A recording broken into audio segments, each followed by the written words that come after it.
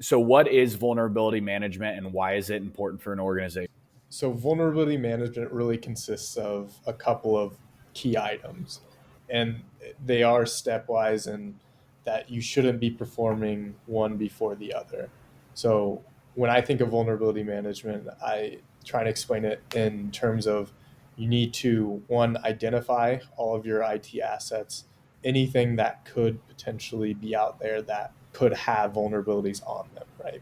So identification is the first step here.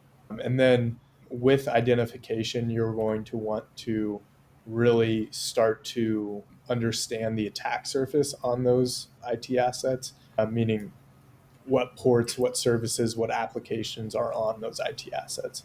That's usually a harder to track and maintain.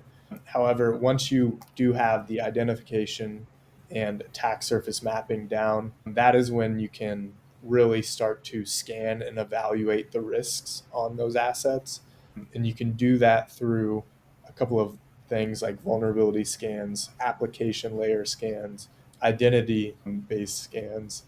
And then once you know all of the risks that exist on those assets, users, computers, groups within your network, that is when you can start to prioritize remediation.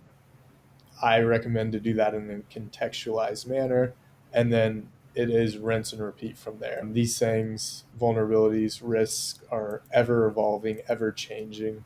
And so this is a process that's meant to be repeatable in nature. It's meant to be done on a continuous basis so that you continuously identify, prioritize, and then can fix these things before any material damage happens to your organization.